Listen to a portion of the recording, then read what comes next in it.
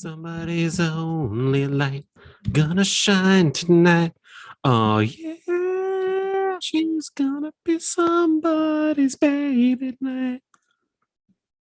Welcome to That's Canon, the podcast talking about the Canon film series and other similar movies. This is episode 53, and I'm Phil. And I'm Greg. And Greg, we are watching as we kind of discussed, boner light comedy Fast Times at Ridgemont High today. Boner comedy light. I don't know if I would call this, after having seen it finally, I'm not sure I'd call this a boner comedy or really even a comedy.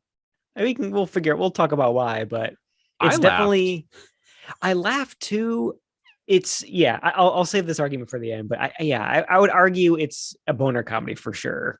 I think we were talking about this before. I think after seeing this movie, a boner comedy is now just a straight insult for the kinds of those movies that I hate, the Last American Virgins of the world. So okay, I can get behind that.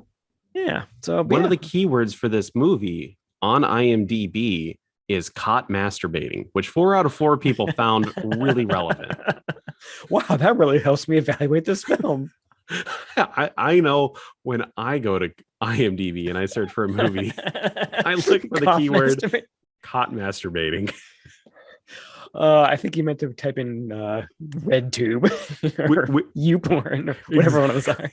You know what's even weirder though is that it's the 8th movie on a list of keywords for caught masturbating. Oh no! Number 1 being the Martin Scorsese film The Wolf of Wall Street. Really weird. When did that happen in that movie? I don't know. I don't really remember. Welcome to Masturbation Cast, a podcast talking about people masturbating in movies. Well, I mean, Fast Times at Ridgemont High was released in 1982. It was ripped off by Hot Chili, for sure.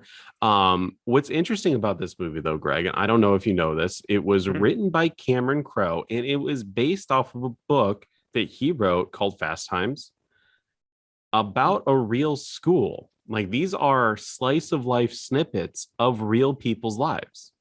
The fact that this is based on a book alone is a surprising little factoid, but I guess maybe that's what makes this movie is good. I mean, I did like this movie, and maybe that's part of it so good is that it seemed more relatable and realistic in the way that people behave compared to like the Hot Chilies and the Last American Virgins of the world, where it's just absolutely insane and no human beings would behave that way. Exactly. So I think it definitely makes sense that if this was like, these were stories that he was told by real teenagers about things that happened. I can get behind that. In this movie, what a stacked cast. I don't know if in the 80s all these people were, at their height or their prime, but definitely reflecting back, the movie is from end to beginning star-studded. Yeah, exactly. Sure. And I think you're right. It was a lot of people's maybe like first or second, like earlier in their careers. Like I think you can only say that now that it's star-studded. I think back then, I mean, who would have been the biggest star in this then? Phoebe Cates? Was she in stuff before? It would either be Phoebe Cates or Sean Penn, but I think this is like early Phoebe Cates. Yeah, this is Phoebe Cates' second film. Oh, okay. So we're not even her. Yeah. Fast Times. I mean, just wait. We've got an alarm going off in the back because my kid's crystals that he's growing is almost ready. Yeah.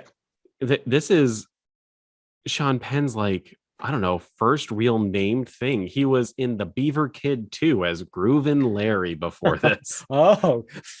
Film classic The Beaver Kid 2. Exactly. And again, like every good Cameron Crowe film, the fucking soundtrack for this. And again, Hot Chili had a great soundtrack too, but this soundtrack slaps. Yeah, I think a good soundtrack can't save a movie. This definitely is just like the soundtrack is icing on a really good cake. Yes. There's only one song in the entire thing that I don't like. There's another song in it that I think they use too many times. but I'll point out to the song that I don't like. I don't know why. I just hate the song. But let's go ahead. Let's get into Fast Times at Ridgemont Ridgemont High. High. So it opens up to, I think, when I think about the 80s and the 90s, I think malls, right? Malls, of course. I will say, for some reason, when this movie started, I was like subconsciously expecting a Canon logo to show up. I don't know why. I as soon as the movie started, I was like, wait, where's the Canon logo? Because I knew it was like this, these weird subconscious conditioning that I was expecting to see it now. Thank God. Exactly. But It's no, a we nice, got beautiful Universal logo. a nice, like a real movie company. And then, yeah, an awesome 80s mall. Yeah, and it's set to "We Got the Beat" by the Go-Go's, and we kind of get like snippets of all of our main characters doing the things that they do as teenagers, right? Like some of them are in the arcade, some of them are working jobs, and there's no dialogue. It's just set to "We Got the Beat," and it does a really great job of setting up everyone. You see everyone's personality, right? Yeah, kind of. So there's, correct me if I'm missing anything. So we've got there's like a diner where Jennifer Jason Leigh's character and Phoebe Cates' character work. There's a movie theater where nerd guy works. There, Nerd guy. Oh man, Mark Ratner. yes, nerd Mark guy. Ratner, played by Brian Baker, who was in he was in a couple other movies. He never really hit it big, which I think is kind of odd because this movie was huge. But he was in movies like Police Academy 4. He was in a Mm. Vinegar Syndrome release movie called Steel and Lace. As soon as I saw him, I was like, that's the Was Fast he Times really? guy. Oh, Yeah. And he barely says a word in that movie. I'm kind of surprised he didn't get more exposure. But yeah. I mean, he plays this character really well, like the kind of the shy nerd guy who needs help with the ladies. Um, I think those are the only two that have like, or those are the only three characters who have jobs in the mall. But we see other ones hanging out there. I think that we see what's his name, Damone. Damone. He's just kind of hanging out doing his ticket scalping thing. Who else is there? And then you also have Jennifer Jason Leigh. She works with Phoebe Cates, and then Sean Penn is kind of just hanging out at the arcade. And That's right. Judge Reinhold is just walking through the mall. I don't know why this kind of like Really? there's a Huh. scene in which Judge Reinhold in the beginning he walks through the mall because then we follow his character going to work, which is really Huh. weird that he would like stop off at the mall for no fucking reason just to go to work. Just to take a walk, I guess. I don't know. Exactly. Malls were that happening in the 80s. But then we kind of focus in on the Phoebe Cates, Jennifer Jason Leigh characters, Mhm. where we learn that Phoebe Cates is experienced in quotes in love as she brags about having a older boyfriend that lives in Chicago. Greg, is she lying? I was just gonna say, like, isn't that the classic excuse for teenagers who don't want to be seen as a loser for not having a boyfriend or a girlfriend? It's like, oh, they live. Yeah, I've got a boyfriend. He lives second two towns over. You wouldn't know him. I Exactly. I don't know. Is she lying? I mean, I definitely got the feeling that she was sort of a little bit all talk. I don't know. More like tries to seem more worldly than she really is. I Although think I don't know, I think I could believe it based on the way the other characters act. They're very sexually active teenagers in this movie, so I think I can believe it. there's points where I can believe it, especially in the very beginning, but then there's other parts throughout the movie where like Jennifer Jason Leigh's character goes like, "Hey, I thought you said this about your boyfriend." And she's like, "Oh yeah." And then there's other parts where they're like talking about sex or something like that, and Phoebe Cates offhandedly goes, "Yeah, we're all pretty clueless about this, but she should be the most experienced because apparently she's slaying some like 30-year-old dude." Which is a whole other weird that we can get into later. But yeah, Yeah, you're right. I think that when you put it that way, it definitely seems like it's maybe meant to be ambiguous as to whether or not she's making it up. Because we really don't exactly. see any physical or hard evidence, or he never shows up, obviously. But she's like, she's pumping up Jennifer Jason Leigh to ask out this guy who works at a speaker store, which again, what's such an 80s, 90s thing? Like, it's a store devoted just to selling speakers. Yeah, it's not even just like a Radio Shack where they would have speakers and other things, but imagine a whole store in a mall that can stay in business selling just speakers and probably stereos. Wow. Exactly. So weird. How quaint. So weird. Yeah, and she's like, yeah, go out there, you know, ask him out. And again, this Jennifer Jason Leigh is like 16 years old in the film, and this dude is supposed to be probably like late 20s, if not early 30s. Yeah, and taking a look at him. Let's tell him 19. Oh, exactly. How weird is that, right? And she lies, and she gets the business card, right? Like, hey, call me later, we'll go out on a date. I don't know. This guy fully knows that Jennifer Jason Leigh is underage, and he just doesn't care. Not even a little bit. I think that's really my only major problem with this movie, is that that's the like that aspect of the relationships, the whole idea of like these older dudes like putting the moves on underage girls is kind of almost like a universal thing for a lot of different characters, and it just kind of is accepted. Was that a thing in the 80s? Is that a thing that still like happens now, and we're just not creeps? We're just the non-creeps who don't realize it, but I'm sure it is.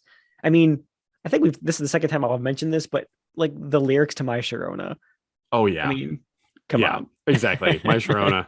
creep central. Yeah.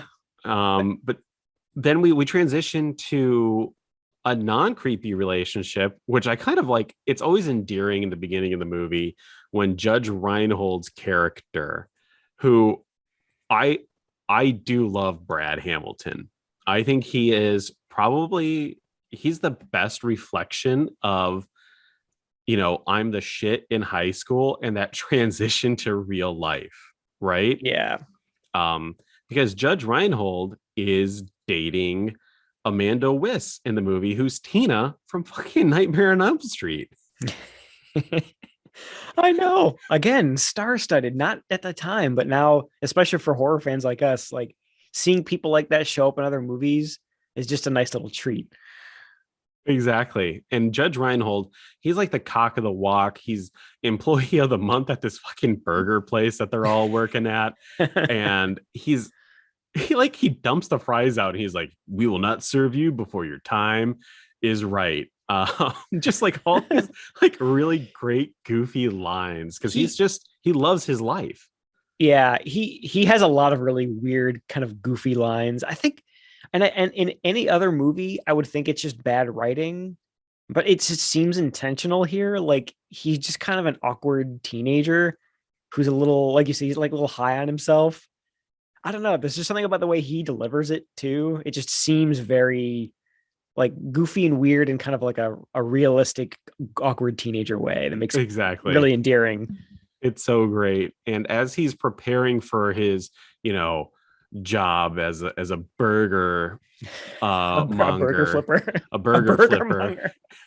Spicoli and his two buds show up. Whoa. And they immediately like take off their shirts, and they're, you know, all bare chested and stuff like that. And this is where I think, is this your quote of the week? It is. It's like right off the bat, and it was all downhill from there in terms of quotes. We get the shot, like you said, they walk in, him and his buds, the surfer stoner dudes, they walk in, immediately take their shirts off for some reason, sit down, talk about how they're too broke to afford any food.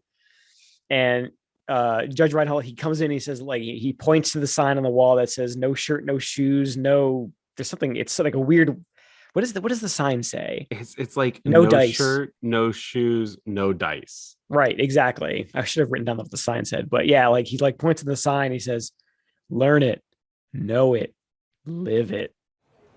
You guys had shirts on when you came in here. There's something happened to him, man.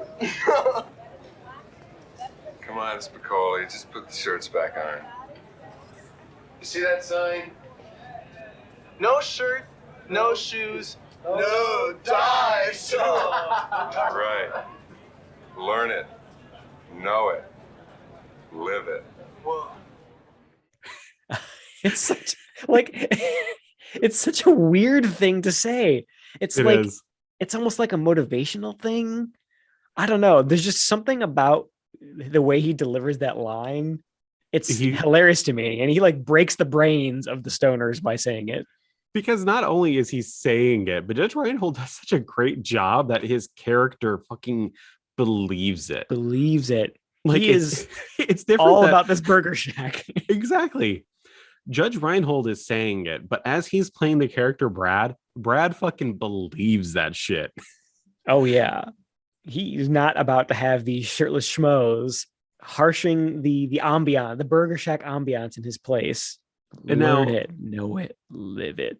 while one of the buds is definitely an unknown, the other one is fucking Eric Stoltz. I know. Right? The would-be Marty McFly, Eric Stoltz. I always feel so bad for him for that. Yeah. That is something that I always joke about, like, oh yeah, that's the kind of stuff that keeps me up in the middle of the night. That shit has to keep him up in the middle of the night sometimes. Oh, I'm sure. Especially the fact that it's like such a well-known piece of trivia nowadays. Yeah. People must be like confronting him with that shit, like reminding him of the insane career, like lightning in a bottle that would have been for him.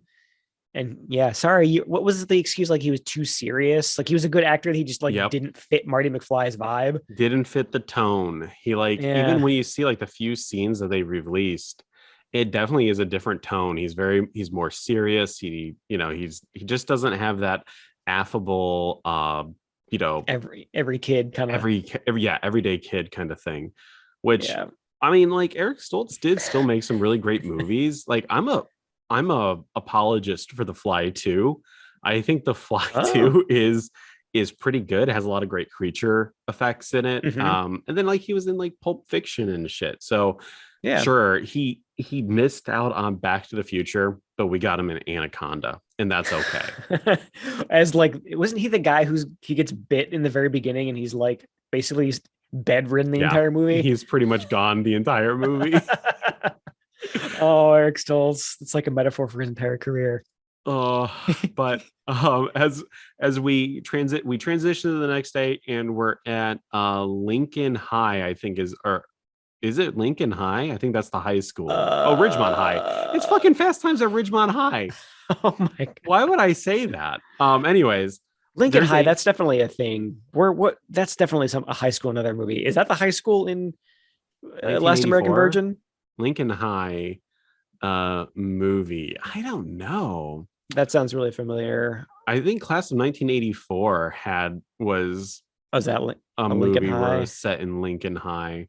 Okay. But there is a Blink and You Miss It cameo. It's not a cameo because he's not fucking known at this time, but a Blink If You Miss It pre cameo of goddamn Nick Cage putting a sign on someone's back. And I don't think I can repeat the words that are said on it, but he's there. Yeah, I think I didn't notice him there. I noticed him. I think it comes later in the movie where he's working at the Burger Shack too. He's in the back flipping burgers, and you get like a 5-second shot, not even 5 seconds, like 5 frames practically of him like just standing in the back looking out towards where the dining area is. It's like, was that Nick Cage? Yeah, Nick Cage. So weird. Also known as Nicholas Coppola. Don't worry, he got in because he knows people, not because he's just a good actor. You really nailed that burger flipping there, Nick. We're gonna put you in Oscar-worthy movies. But again, like we really get this really great montage of like all the kids putting their shit away in the lockers and stuff like that, and you're just kind of getting to know their personality a little bit more. Mm-hmm. And it's set to fucking Tom Petty, American Girl, right? I think that's the song they use. Yeah, such a classic. So good. And again, as Brad Hamilton is driving in, everyone is like, hey, Brad, like he is the king. He plays some kind of sport because he has a Letterman's jacket, but not really sure what it is. Yeah, because I think we know there's like a football team, which yes, again, a star-studded cast. Forrest Whitaker is apparently in this, and he's like the football king. I don't think we see Judge Reinhold play a sport, do we? No, we don't. I would have expected him to be like on the football team, but funny enough, yeah, Forrest Whitaker shows up. He's in his like pimped out car, and he's talking to Damone, and obviously Forrest Whitaker is just too cool for school, right? And kind of just like brushes him off.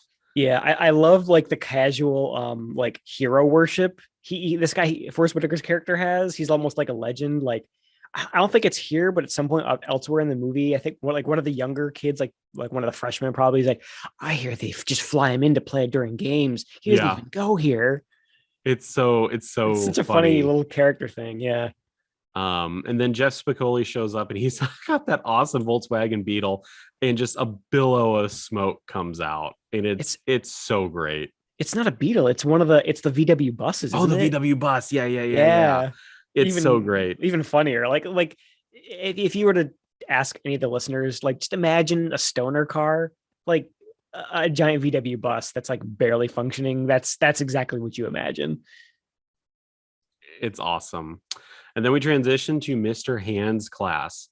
Now, Mr. Hand is played by veteran actor Ray Walston, who is better known as My Favorite Martian from like the 50s. He was like from like some big classic TV show, My Favorite Martian. And I've never seen it. Got typecasted in that role super hardcore, and he fucking hated it. And then when he did the Mr. Hand character, that's what everyone knew him as, and he loved it. He was like, I'd rather be known as Mr. Hand than My Favorite Martian. Okay, I was going to ask you, because I didn't want to look it up and spoil it for myself. What else is this guy been in? Because he is such a distinctive, not even just like a character actor face, but his voice is so distinctive. What else has this guy done? He was in the Popeye movie with Robin Williams as Poop Deck Pappy. I don't think that's what I'm thinking of. But no, he was in The Sting from 1973, the Paul Newman, Robert Redford movie. He was in Project Alf as motel manager. He was also in Star Trek: The Next Generation episode The First Duty as Boothby. Boothby. Yes. Oh my God. Yes, that's exactly what it is. I knew him from somewhere. I knew it was TV. Yes, he's Boothby. He shows up in Voyager too. He does. Yeah. Oh my God. I can't believe. Of course it's a Star Trek thing. Yes. Okay. Thank you. Thank you.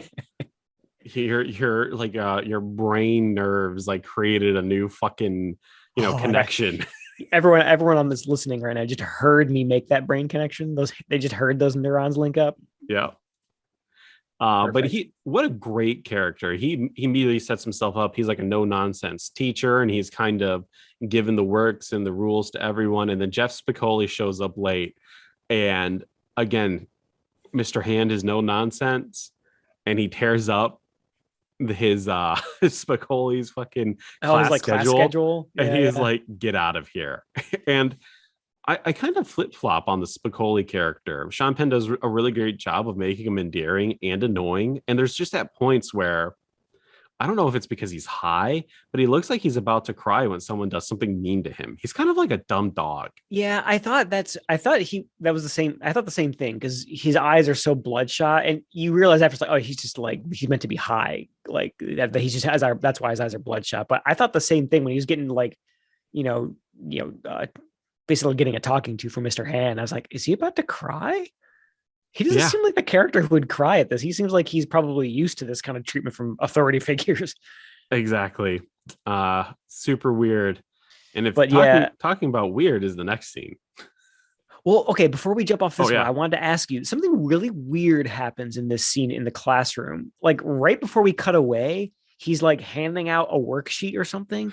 And they all like in unison pick up the handout and sniff it. Okay, what is that about? Is that just something that's like lost in translate, or just like not something we deal with anymore? Are they getting high on the toner? It's something from the 80s. I guess like the way that they used to collate papers, if it was freshly done, it smelled really, really good. Like the toner or the ink, however they manufactured it, it was supposed to be like, smells really good. Like, what did it smell like? That like good in a like smells like strawberries, or was it just like a I'm sniffing Snozberries. glue? Schnozberries taste like schnozberries. I don't know. It just like everything that I read about it, or like when I Googled it, it said just smells really good. Yeah, I almost feel stupid for bringing it up because I feel like this is one of those things that like showing a rotary phone to a Gen Z are like whoa, what is this? Like, am I just so young that I just don't understand? But someone who went through it is going to be like, that's obviously the toner that they're sniffing. Oh yeah, I think it is definitely one of those lost to the ages kind of things, right? Yeah. Was there any? I don't think there was anything in my high school mind where like I smelled something. No, I mean, I think it was like the dry erase markers was like occasionally like the class clowns would like sniff those, but Yeah, that wasn't like rubber something that cement. everyone did. Jeez, yeah, rubber cement. Yeah, that's the good shit. I used to fucking put rubber cement on my hands and then like peel it off like I was ripping my skin off.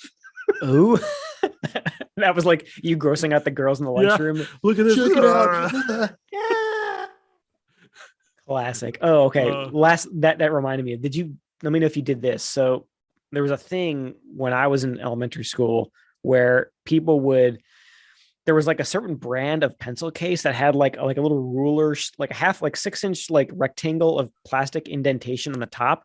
And what people would do was they would like write on the inside of that indentation with like different colored markers and then like fill it with Elmer's glue and let it harden. And the Elmer's glue would like absorb the marker pigment. And then you could like peel it off and you would have like a strip of like rainbow colored dried glue. Damn, dude. No, I've never did that. It's so specific. I've asked other people about this and no one knows what the fuck I'm talking about. But like the entire school did it. If people are listening, if I don't sound crazy to you and you did this, please email us so I don't feel like a crazy person. Because no one I bring this up to has ever heard of what I'm talking about. That's weird. No, yeah. I did as far the as next playing thing, with glue. Though, in the movie, where Jennifer Jason Leigh's character and Phoebe Cates are casually having lunch in a packed cafeteria, and Phoebe Cates is teaching her to suck wieners using a carrot. Oh, yeah. I get like, again, like high school. Yeah, there were times where people are teaching each other of sexual things and sexual conquests, but I don't think I ever had a moment where I saw something like this so open. Yeah, something like sticking a carrot down your throat. Yeah, for demonstrated purposes. Yeah. No, I don't think I can't think of anything like that. Again, maybe that's just like an 80s thing. Maybe the people were deep throating carrots all the time in the 80s and we're just missing it. But it was a huge fad. It was a big fad back in the 80s. It was the carrot drought of 1988. 300 teenagers have died so far this year, choking on whole carrots. That's why they made baby carrots. Baby carrots weren't a thing until the 80s. Because too many teenagers were choking on them. There was just one summer where like 1,000 teenage girls died because they choked on carrots. Oh, I can just imagine that. More at 11. So weird. But then we transitioned to the science teachers class. Yeah. Which that science teacher, Phil? His name is Vincent Schiavelli, or also known in the movie as Mr. Vargas. This dude is so fucking great. Vincent Schiavelli he has such an iconic, memorable face. Oh yeah, face. I would argue voice also. Everyone like go Google this guy right now. I guarantee you've seen him in something. He did a lot of character parts all through the 90s as well. So if you're our age, you've definitely seen him in stuff. I remember him the most as the guy from that Freak Show episode of X-Files where he had the weird conjoined twin who would like come out of his body and kill people at night. Dude, yeah. Humbug. Right? Humbug. And then I remember him, I don't know why, but my most vivid memory of him is the subway ghost in the movie Ghost with Patrick Swayze. I don't know why. He just really scared me in that movie when I was a kid and I saw it. Interesting. Super weird, right? Yeah. Super weird. But again, I think he just did so many of those like character parts for like we were the timing was perfect for us to have seen him in weird things as kids that we would get to remember him in that. Yeah. I mean, he was in like every big 80s TV show. I mean, he was in The Next Generation in episode The Arsenal of Freedom as the peddler. He was in Miami Vice. He was in the A-Team. He was in all of these fucking shows. The dude was just everywhere. He died young. I'm seeing now. Yeah, he died in 2005. He was only 57. That's sad. Yeah. They always take the good ones. I do. The classic 80s science teachers who take their kids on weird field trips, as we'll see. But super weird. And I love like this the cuts in the classroom where there's like a two-headed snake. They got a fucking monkey in this movie. They just have a capuchin monkey. Yeah. It's so weird. So weird. But they're like science rooms. Exactly. That again, like we're never going to talk about the movie. I thought high school was going to be like this when I was a kid. Because you see these, high school movies and you're like, oh, great, this is going to be so awesome. And it's just, at least in the fucking early 2000s, it wasn't. No, it was much more. I think the thing that always jumps out at me, I'm sure this has been well talked about, but like the level of freedom that students had just during the day to just kind of like be out and about and hanging around in random places. I think that's the biggest thing that's like all of these high school movies had in the 80s. They were never actually in class. I think that was the biggest jarring thing for me when I went to high school. Was like, no, like your schedule is pretty much rigidly packed from beginning to end of that day. And you've got like a handful of minutes to get between classes. Like you're not hanging out and doing anything unless you happen to have a free period, which even when I was in high school, you had study halls instead, in which case you're in a room, not talking. There was no hanging out. Yeah. Culture shock, I guess. Right. Yeah.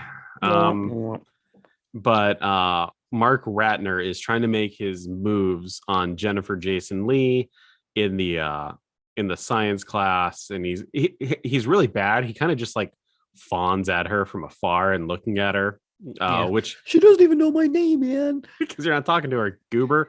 But we switch to Mark's room where he's talking to his best friend Mike Damone, who is this sleazy, I guess like kind of like womanizer type character. He scalps tickets. Yeah, he's like the kind of like the greasy bookie character from a lot of movies, like a gangster almost. He's just got that kind of vibe about him.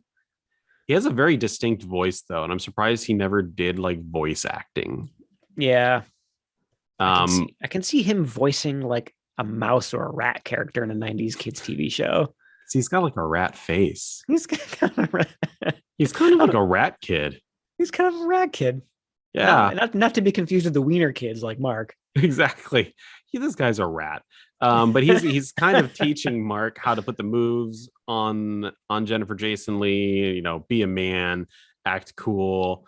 Every place that you go is the coolest place that you could possibly be at. Just all these really shitty like pro tips, like alpha male. Pro dating tips from Damone. Exactly. The guy who scalps Ozzy Osbourne tickets and drinks a lot of milk in his bedroom for some reason. As Mark is getting some tips, Jennifer Jason Leigh is about to get the tip as she sneaks out of her bedroom. That's what she said. Wow, that was like, we got pause there. What an A+, like round of applause segue there. Thank you. Well done. Jennifer Jason Leigh sneaks out of her bedroom in the middle of the night to go out with a 30-year-old guy. Now, this is the part that I thought was really weird. This guy he's older, right? I would assume he has his own place. And he takes Jennifer Jason Leigh to a dugout. A dugout for all of those non-sports fans is the place where all the baseball players sit while they're not playing fucking baseball. Yeah, just imagine like the floor of that dugout just like caked in like tobacco spit. Blood and Ugh. Like that's actually a really fantastic point. Like if he's this guy, I mean, he's like making speaker store money. You think he's got his own apartment. Why is he taking this girl to have sex in a baseball dugout? Because at least go to like the point, the makeout point and hang on the car. I think he doesn't he knows that this place is secluded. He knows no one's going to see him there. He knows that he's about to commit statutory rape. Yeah, you're probably right. And apparently the movie knows too, because this is where we get the song that we were both singing before we started recording. Yes. Which it's a good song. Like I have no problem with Somebody's Baby by Jackson Browne. It's a good song. So and this is one of my knocks for the movie. Anytime Somebody's Baby comes on, Jennifer Jason Leigh is having sex. Yes. It's so I don't know how to explain it. This is the kind of thing that drives me up the wall in the hot chilies and the Last American Virgins. For some reason, it didn't raise as big of a red flag for me here, but it was still very noticeable. Like, I think it's kind of a creepy choice. I think it's because oh crap. Are you still there? Oh yeah. Okay, I accidentally hit the wrong key on my my keyboard. I hit the lock screen. Good to know that Zoom still works when you do that.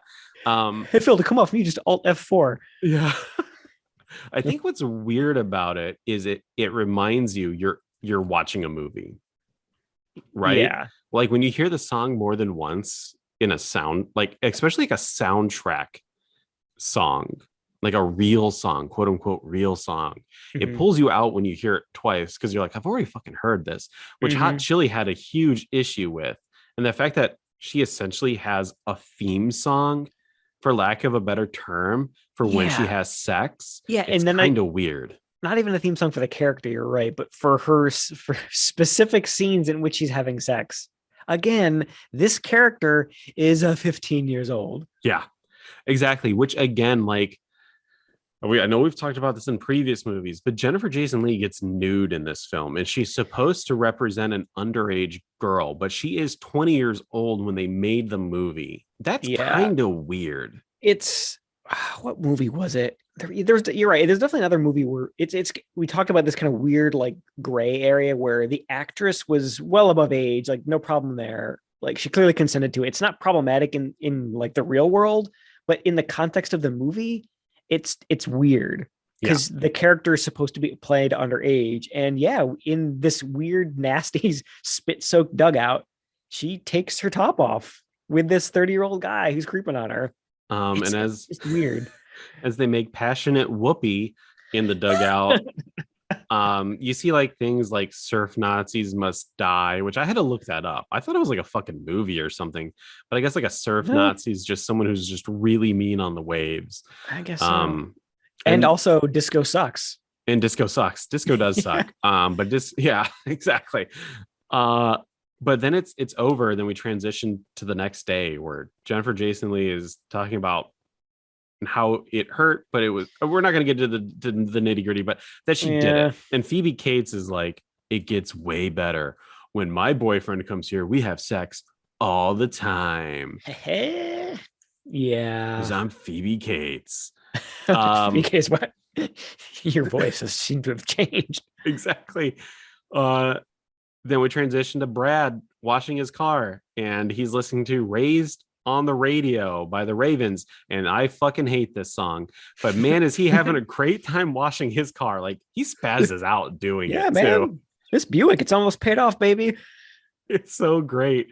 Phoebe, or not Phoebe Cates, but Jennifer Jason Leigh's character has flowers from her love affair with this older guy, and Judge Reinhold hides it for her. Yeah, I want to talk about this little interaction because it's something that's really refreshing to see in a movie like this, where a lot of sibling relationships are usually really, at best, kind of they're strangers, but usually they're just like outwardly antagonistic towards one another. They're shitty.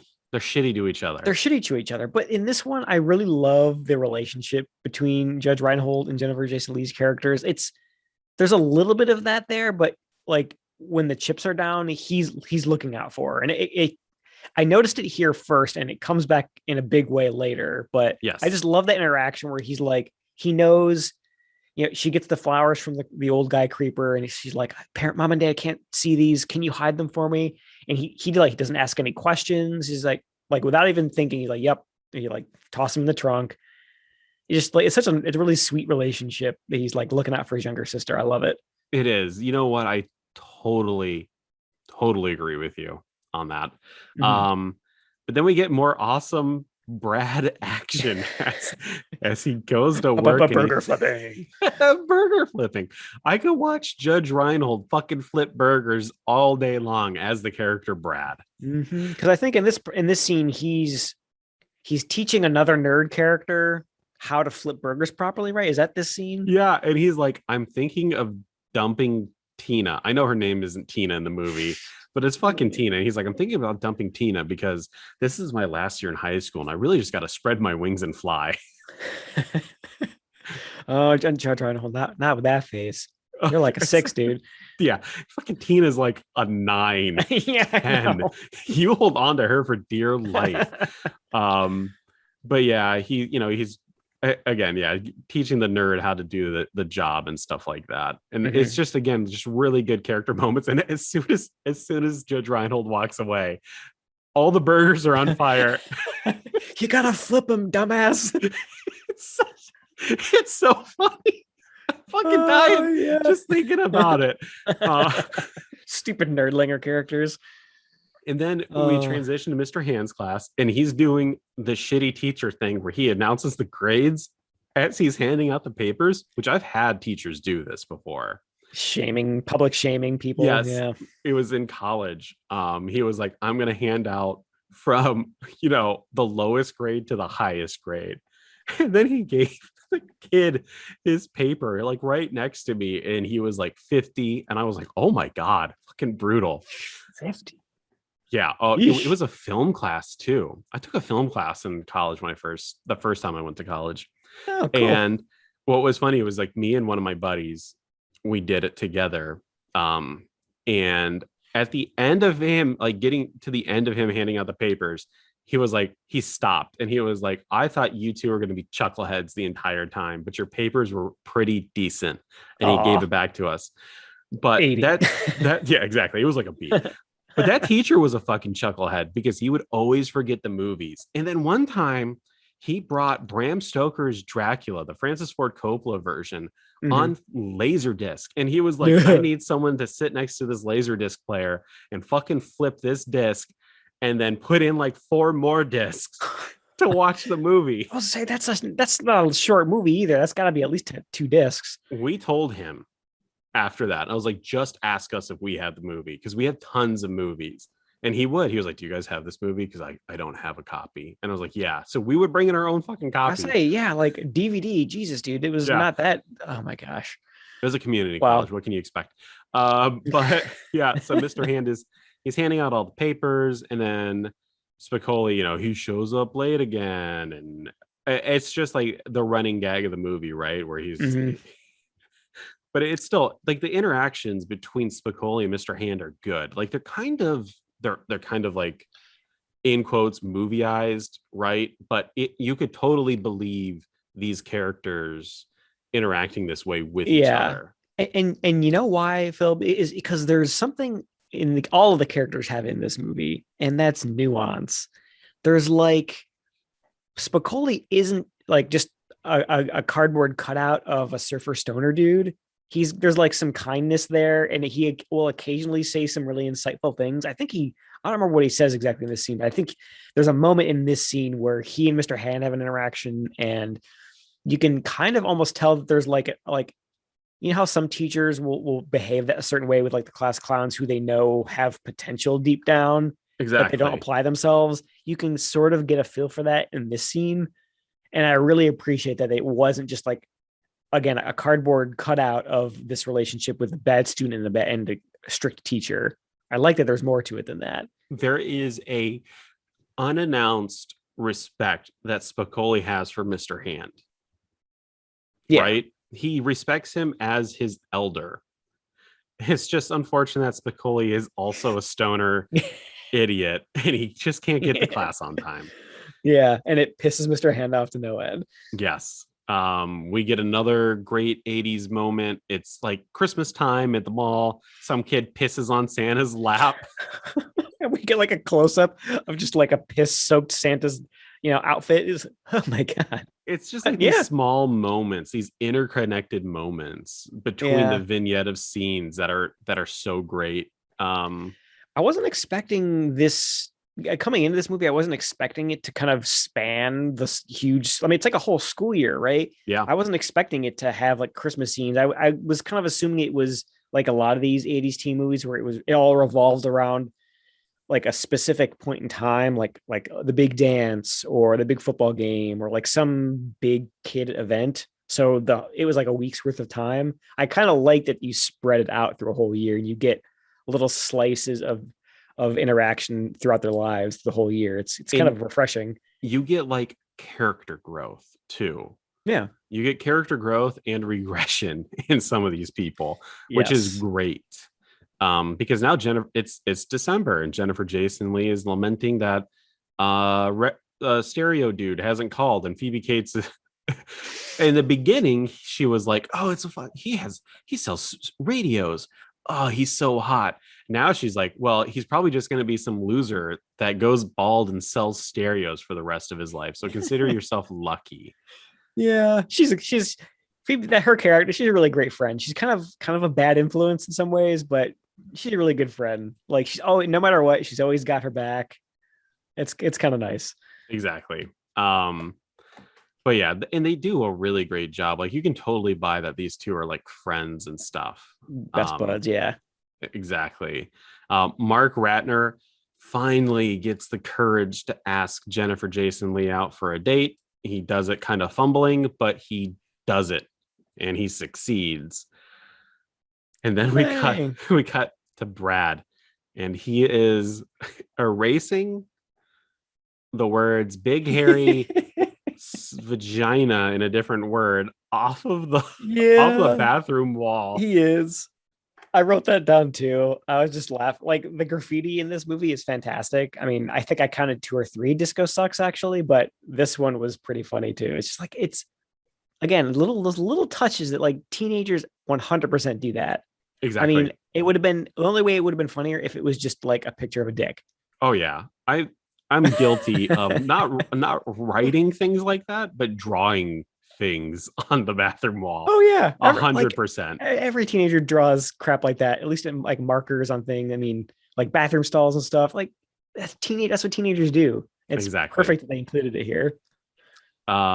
Unfortunately for Brad, though, he has to cover the cash register, which is usually not his job. He's a burger flipper, and he gets the most annoying customer who eats like all of his food, and he's like, I want my money back because the food sucked.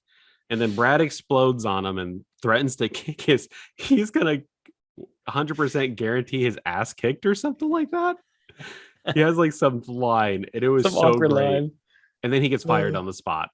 And yeah, what pisses me off even more, and the character does a really great job, the angry customer, is like he's smiling while Brad is getting fired. That was his end goal, was to get Brad fired. It's like that proto Karen character, just like getting off on being shitty to service workers. Yeah. Oh man. But Brad's gone, and as he leaves, he goes up to the cash register guy who's taking a Duke in the bathroom. He's like, I hope that shit was worth it. And he leaves. Because he was like, hey, can you cover the register for me? I got to take a dump. And of course, that's when he has interaction with that customer. Just like a nice little touch. Yeah. I hope that was worth it. Jeff Spicoli has a dream sequence. It's pretty funny. He's just talking about how he wins like a surfing competition. And then we transition to a pep rally. Which again, I hated pep rallies. I was 100% like the Spicoli character in this, where I was laying down, just like sleeping. I hated that shit. I actually wrote down on my notes specifically to ask you, like, did you have pep rallies in your high school? Oh yeah. Because I mean, at least for me, it seemed like it was like a dying thing when I was in high school. Like we had them, but no one was really into them. Everyone would just kind of like begrudgingly attend. They still made all the sports teams kind of go out and do their thing, but like no one was into it. It was just really kind of cringy. And they would sing like the school song. Yeah, which was non-existent in when I was in high school. I know that was a bigger thing, maybe like in our parents' generation, but there was a fight song. It was up on a banner in the gym, but no one knew it. Oh yeah, I didn't know it. I know that they did it, and like obviously like, the cheerleaders or the cheer squad knew it, but Mhm. I had no idea. Speaking of cheer squad, who is the cheerleader, Phil? Wait, Did you recognize her? did I miss someone? It's Kelly Maroney from Chopping Mall, Oh my god, that's right. right? Oh, she's one of the Star-studded. cheerleaders. Yeah. Damn. And so I was waiting for this moment to mention this other connection with Chopping Mall. So not only does Kelly Maroney, the lead in Chopping Mall, show up here as a cheerleader, the mall that we see throughout the movie is the same mall that they shot Chopping Mall in. So if Kelly Maroney's character isn't billed as something other than cheerleader, we can say that these two movies live in the same continuity. Universe. Same fucking universe. That's insane. That's Absolutely.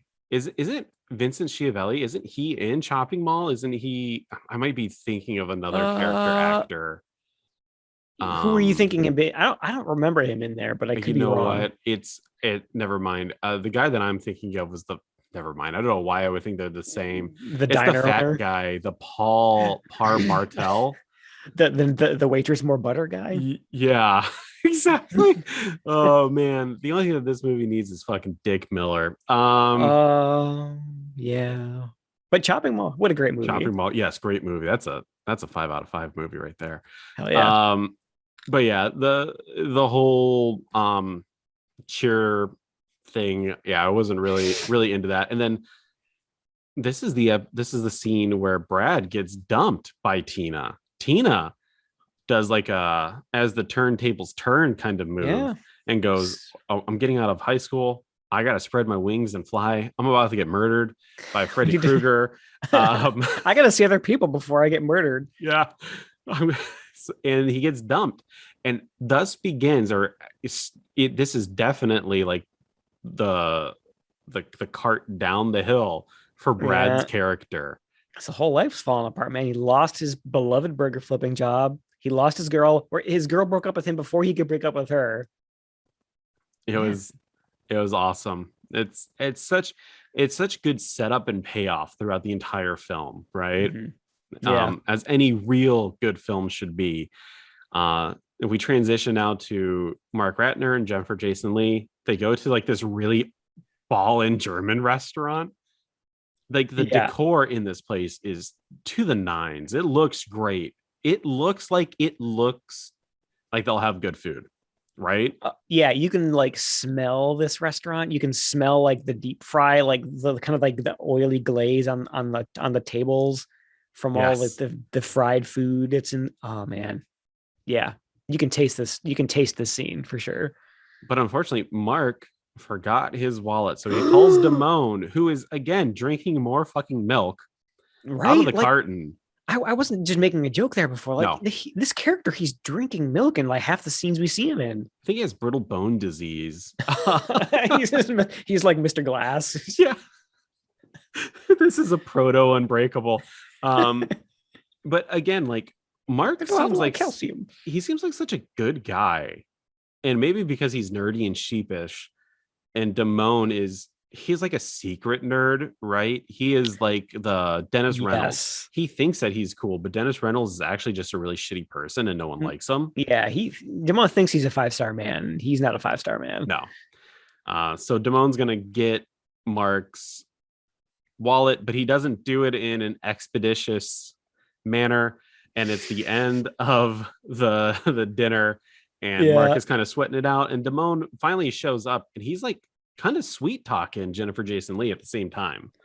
Yeah, a little bit of foreshadowing there, but I do love the like the stalling for time by ordering more and more shit. Like I like there's like a really slow pan shot of all the empty plates on the table, and then like they both clearly like Jennifer Jason Leigh clearly wants to leave, but he like keeps ordering more stuff. And then right as they're about to leave, once he gets his wallet, they order more drinks. And as soon as the waitress brings them over, He's like, they let's just get the book fuck it. out of here. And Phil, that's just like another nail in the coffin of unfinished beverages throughout movie and TV history. Right? It's always the case of like Man, characters making big breakfasts or something like that, and just nothing's ever eaten. nothing is ever fully eaten. Nothing. People like will take one sip and they'll leave, or like teenagers when they come down for breakfast in the morning, mom has like waffles and toast and pancakes and bacon and orange juice, and they never touch it. So much food waste in movies and TV. I hate it. Disgusting. I notice it every time, and I hate it every time. But Mark and Jennifer Jason Leigh, they go inside her house. Her parents are gone, and she's definitely putting the moves on Mark. She is a experienced woman at this time, despite her body count only being 1. That's more than Mark's, right? Listen, Phil, when you lose your virginity in a nasty dugout in the middle of the night, you learn a thing or two. It ages you 20 years. It ages you 20 years.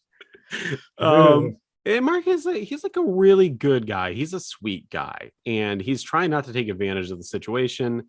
They do like a little bit of kissing, but Mark panics because he's inexperienced in love, and like any good gentleman, he leaves because he's uncertain of himself, right? That's like a good character moment. It shows that Mark is a good guy.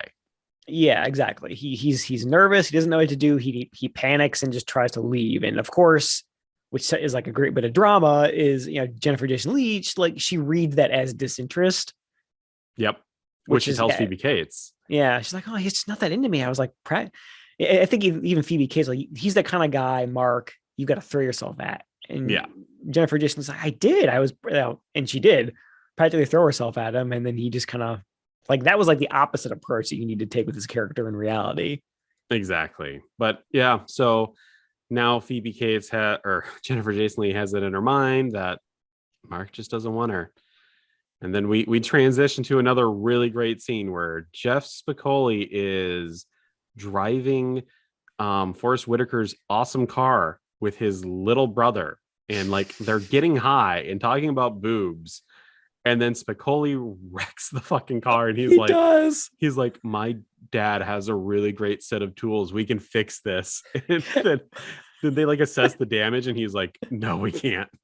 There's like, that's like maybe the funniest thing that happened in this movie for me is like that the comedic timing of him saying, I can fix this. And then you get that shot of him like leading his head out of the car and like looking at the hood, and it's just totaled. And he's like, I don't think I can fix this. And then like, it's so perfect. It kind of sets it into the, like, this is a high school movie. So like the next movie thing happens, right? Where the next day everyone's getting ready to defeat Lincoln High. This is why I think I thought of Lincoln High. Oh, duh. Yeah. Lincoln High is actually in this movie. So it's the opponent for the homecoming game. Yes. And Spicoli has planted Forrest Whitaker's car with Ridgemont sucks on it. And everyone's like, Lincoln High did this, blah, blah, blah. Man, and then, what a genius move to blame it on the hated football rivals. And then we get a really great scene of Forrest Whitaker tackling guys from Lincoln High and Ridgemont High winning the game. And it's just, again, it was just like a really good setup and payoff. Yeah. And just kind of like a really goofy, fun moment. Because they like, it's such a, like you said, it's a good setup and payoff. Like they wreck the car and then they blame it on the other football team, which gets Forrest Whitaker, the football star, gets him all pissed off, which means he's playing with like 110% anger. And of course that leads him to winning the game. And there's a really great scene where like you see like someone from the opposite team getting carried off in a stretcher, like not before having like a full-blown seizure. Oh, like yeah, a grand mal seizure. Like in real football. Yeah. Too real. Concussions are no joke. Hey man, okay, here's my high school story about football. Okay, this one was brutal, dude. There was a guy in our high school, and I was there that day because my brother was in band. So we would, on Friday nights, we'd go see him in the marching band, right? And there was a guy who fucking got paralyzed during a game. What? They came with a helicopter and they got everything. Like the fucking game stopped. It was insane. of course, like all that happens with a giant audience of people. Oh yeah. And I was just it's terrible. Yeah, I wasn't really paying attention to the game and stuff like that. So like when it was all happening, I was talking to my dad and he was like, oh yeah, he'll be fine. Like, he probably just got like, concussion or something like that. Precaution. They're going to fly him in, do some tests, but geez, like, is he fully paralyzed for like the neck down, or did he just dude, it was terrible. brutal. Yeah. On that light note, kids, don't play full contact football in school. I'm kind of like surprised that they still allow that to happen. It's a pretty dangerous thing for kids to be going through and like getting concussions and hurting themselves. But I mean, definitely dangerous for people like me. I'm a little, as we have mentioned in the past, I'm a little wiener kid, so I would shatter like glass if I played contact football. Yeah, I don't know. Unfortunate, but we cut back to Brad. He now works at like a Long John Silver's type restaurant, and he looks like a goofy asshole because he's dressed up like a pirate. Really, and of course you get like the owner who's way too into the uniform. Oh yeah, he's like you gotta be wearing that uniform. You better get that fucking hat on, or you're fired. And then we cut to Jennifer Jason Leigh and Phoebe Cates out by their pool, and you know that this is the setup for the scene. Everyone knows the scene. Yep. Mark Ratner and Damone come over to have some fun in the pool, and Brad comes home and he's kind of checking out Phoebe Cates. I almost said and Jennifer Jason Leigh, but that's his sister. That would be weird. But he's checking out Phoebe Cates, and he goes to the bathroom and he's like peeking out the window, and then he starts imagining Phoebe Cates being all sexy in the pool, kind of skinny dipping, doing a slow motion exit of the pool, of course, fully topless. I mean, like this was the scene in that every 80s movie tried to recreate. It's so iconic. Yeah. I mean, I think the biggest recreation is, I think, don't they spoof it in Christmas Vacation? They do. Yeah. I mean, so I had never seen this movie before. This was the first time I'd watched it for this episode, and I knew the scene, but what I didn't realize that it was in like a teenage boy's fantasy, which makes it all that much funnier and not sleazy. Like, because this is the kind of thing that teenage boys would fantasize about. Like, oh yeah. And what's even better is like right after the fact, they cut back to her like catching him masturbating in the bathroom. Like, it's like rips you right back into reality, and you realize like it's just a sleazy fantasy for a teenage boy, and of course it immediately flips into awkwardness. It's like it's such a perfect 180 in those two little moments. I love it. So 2 pieces of trivia for this scene.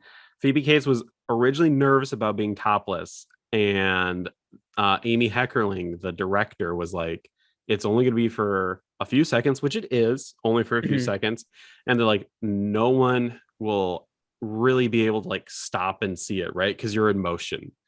I guess one of the running gags for Blockbuster Video was the tapes on that scene were a little more worn out than others, right? Oh no. And then now you have Blu-ray where you can just pause it, and then pause it high-res screen capture, and it's everywhere. And I guess the masturbation scene with Judge Reinhold, he snuck in a dildo and he was jerking that off. So when Phoebe Cates saw it, the story goes that her face of disgust was real because she was not expecting that.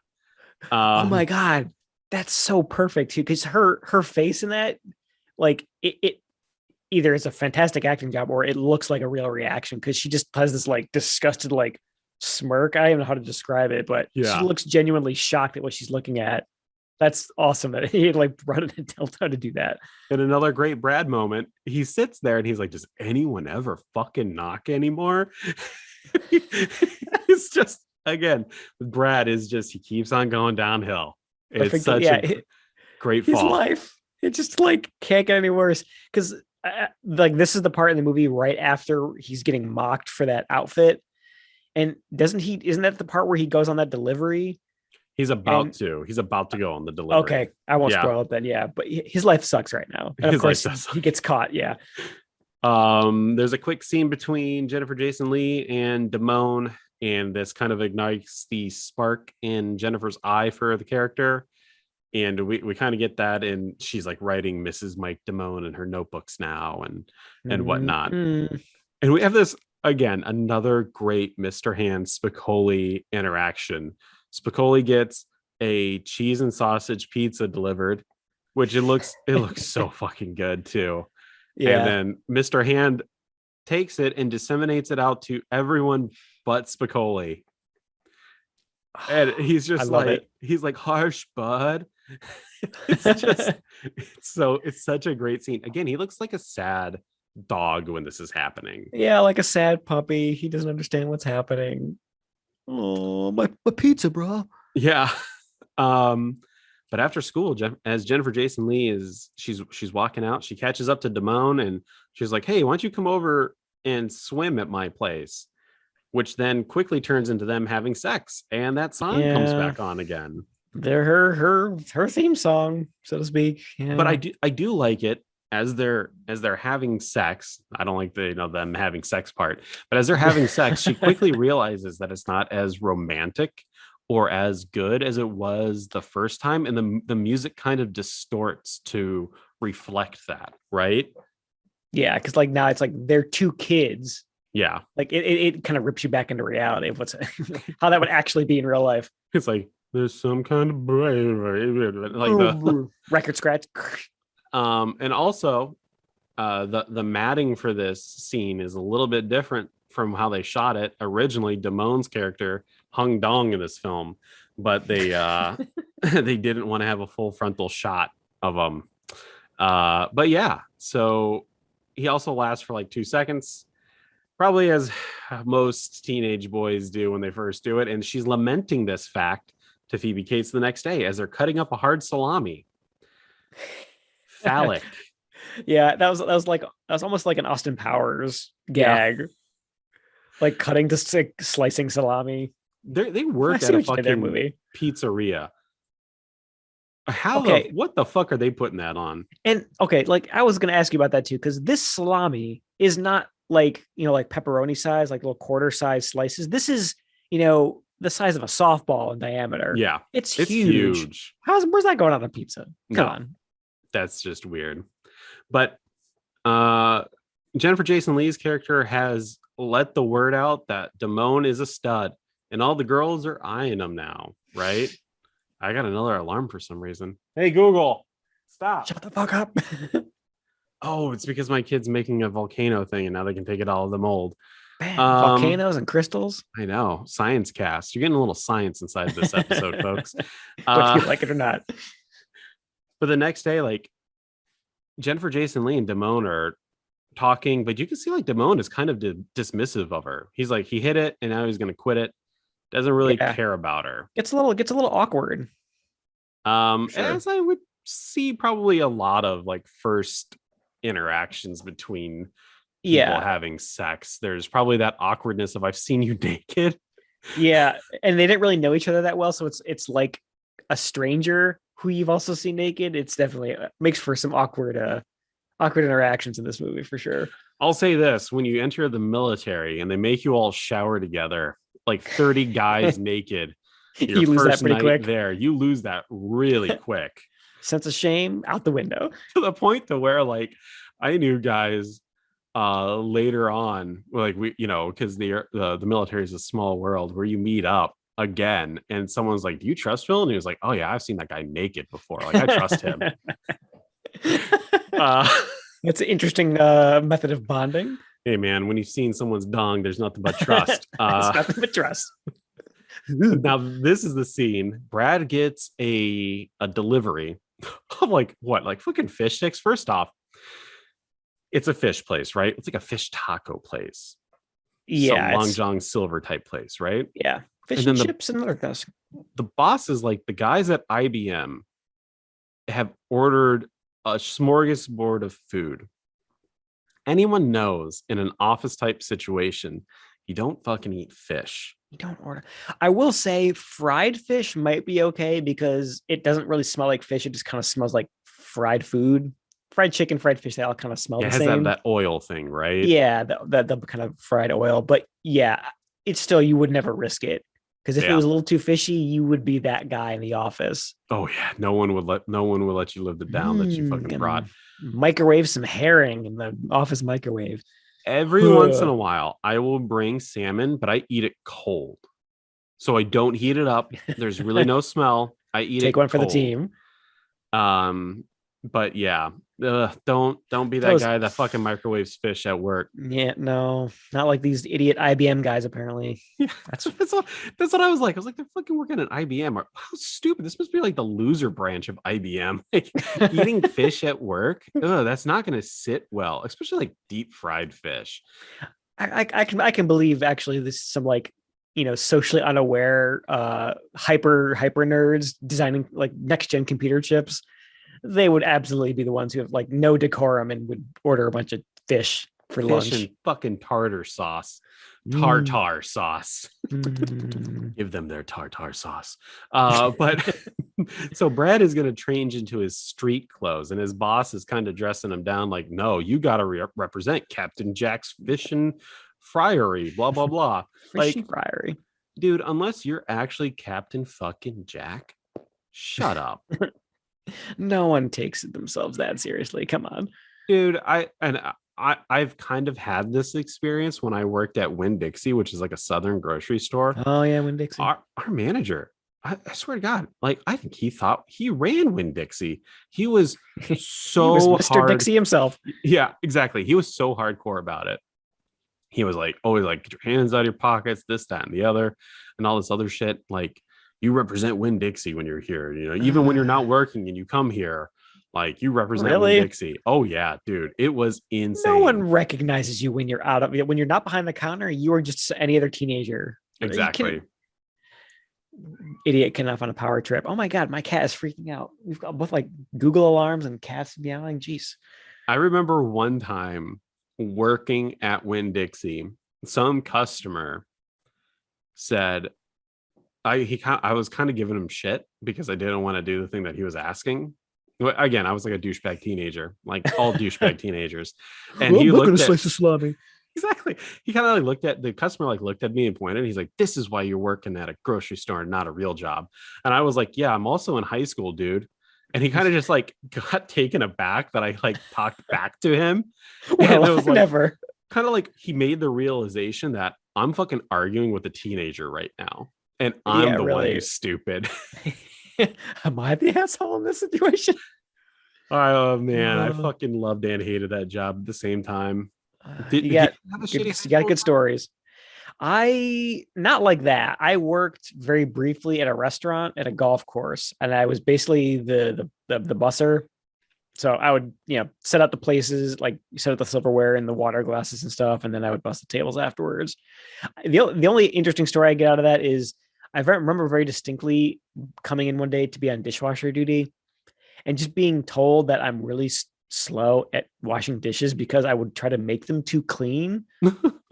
Like I would try to get all of the food off before they went into the big, like those giant, like industrial dishwasher cubes. Yeah. And I would like, and like the regulars there would just be like, dude, you are going way too slow. And I was like, oh, and it hurt my feelings. And that's my story. Oh man. Yeah. I didn't care if I sucked at my shitty high school job. It's a shitty high school job. Yeah. In retrospect, small potatoes. All my friends, we all had a series of shitty high school jobs. I worked at Winn-Dixie for like fucking 7 years though.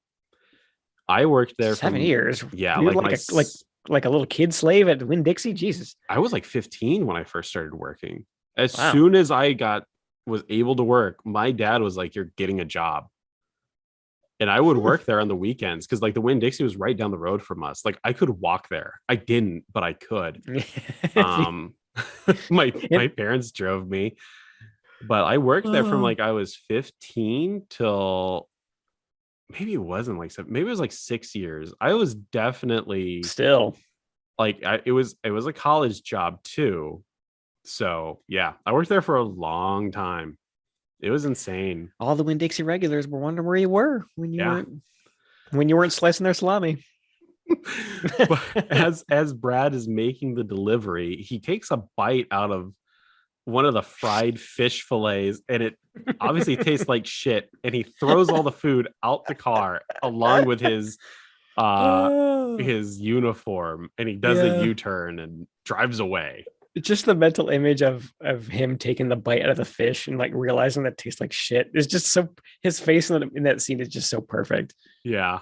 Now we get another parallel to Hot Chili as Jennifer Jason Leigh approaches Damone and informs him that she's pregnant and that they need to get an abortion. So Damone now needs to raise $150 in order to get it I done. mean, yeah, more than a parallel, Phil. Like the Last American Virgin straight ripped off this movie. Oh yeah. Like this whole plot thread at the end here of like her being pregnant, she wants to get an abortion, and them like needing to raise the money to do it. I was like, oh no, I was like, it's happening again, because that's where I pieced out. That's where I tapped out Last American Virgin. I thought the same thing was going to happen here because it was so scarring. Like this movie did it so much better, handled it so much better. Yeah, it's almost like this movie cares about their characters. I mean, right? What a crazy thought. You get to see both sides of the fence here. You see Damone, who is honestly trying to raise the money, and you can see that he has some kind of emotion, right? Whether it's fear for his future or reputation. And then you see it from Jennifer Jason Leigh's side the day of the abortion, where she's obviously afraid and vulnerable, and especially when the realization that Damone isn't going to show up. And this is where you get another great moment between brother and sister. Brad drives Jennifer Jason Leigh to a bowling alley, but he has the awareness of Jennifer Jason Leigh actually running across the street and going somewhere else and getting the abortion, and he's waiting there to pick her up afterwards. Yeah, I guess she tried to, like, when Damone didn't show up, she tells him a story like, oh yeah, can you drive me to the bowling alley? We're gonna go bowling. And then he sees her out of the rear view, like walk in the door and then immediately walk out. And then when he picks her up afterwards, he's like, I think the first thing he says to her is something like, since when do you go bowling? Exactly. There's like that. He knows there's something wrong, right? Yeah. And they have like a really great character moment where he was like, who is it? She was like, I'm not telling you. And he's like, that's okay. It'll be your secret. And he's like, let's go get some food. Right. Which just like doesn't ask any questions, just is there for her. It's perfect. I think that's always like that's like a real moment right there, where after some kind of tragedy or some kind of, I guess, strife, food is like that comfort thing, right? Like sometimes like you forget that you need to eat when you're going through distress.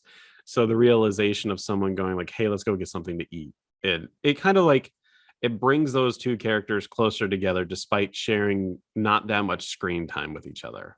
Yeah, it was. Yeah. Oh, that's a really good point. I mean, it's amazing how much of a bond they're able to show between the brother and sister characters without, because it's like only a handful of scenes are only in very briefly together. I don't have like a lot of dialogue back and forth.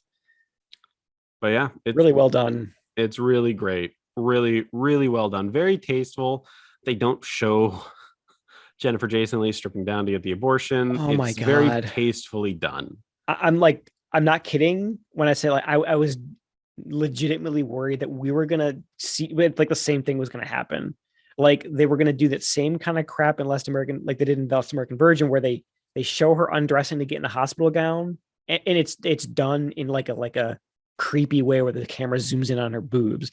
Like, yeah, it's so tasteless the way they did that movie. I'm so happy that they did it tastefully here, because you really don't even see the procedure. I think you just get the nurse kind of like reassuring her and kind of like, it'll be all right, kind of like talking her through it. And then I think you just kind of cut till after the fact where she's walking out of the place. You don't really see much in between. Exactly. Really great scene, really great moment, very touching. And then of course, Jennifer Jason Leigh spills the beans to Phoebe Cates, and she calls him Damone a prick. And now we see the downfall of Damone, which is, this is Brad's downfall is funny because he doesn't deserve it.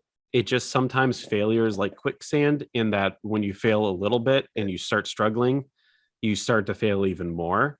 Yeah.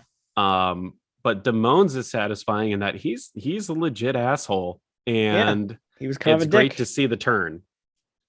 Yep. And that's like one of my big thumbs ups for this movie is revolves around the fact that the characters are realistic, and more specifically, like bad or toxic behavior has some consequences in the context of the movie.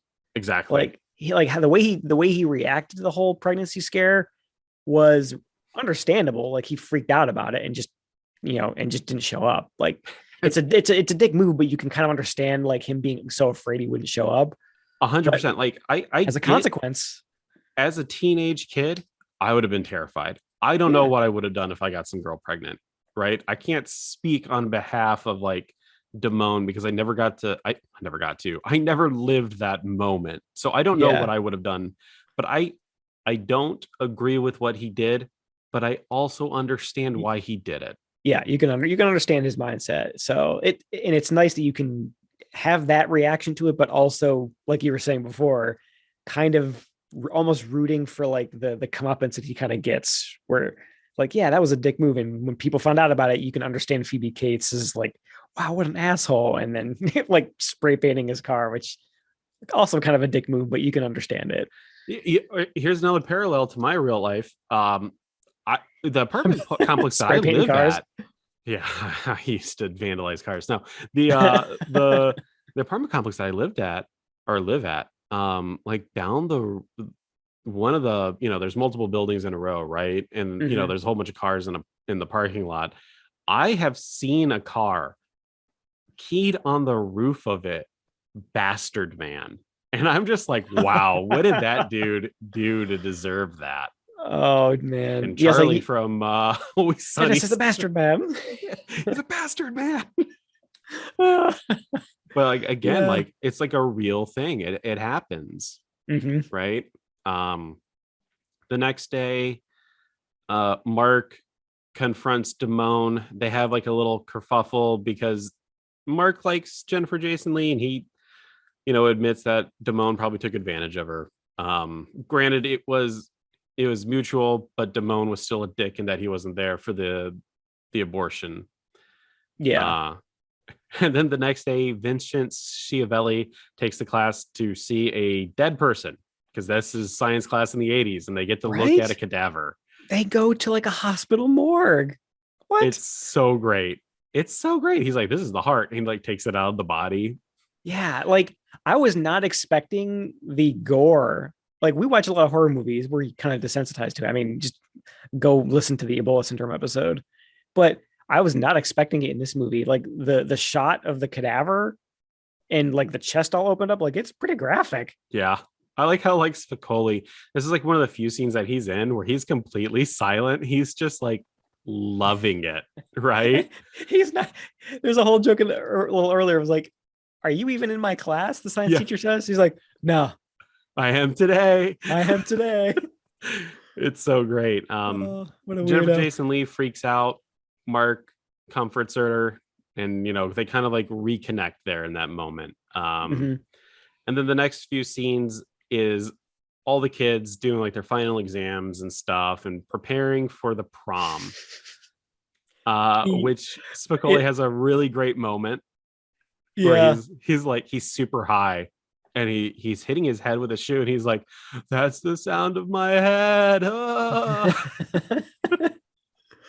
Oh my god. Shoot, before I forget, there's a part in that montage where they're like all taking finals. They all like just like various different types of cheating going on, like people looking over each other's shoulders. And there's one insane shot of a guy who has like a crib sheet taped to the inside of a taxidermied lizard. Yes. Like what? So a little inconspicuous there. Did you ever cheat on a high school test? Not that I can remember. I was not on tests, that's for sure. I mean, we would doing homework together as a group. We would all kind of collaborate on it, but I don't think I ever cheated on a test.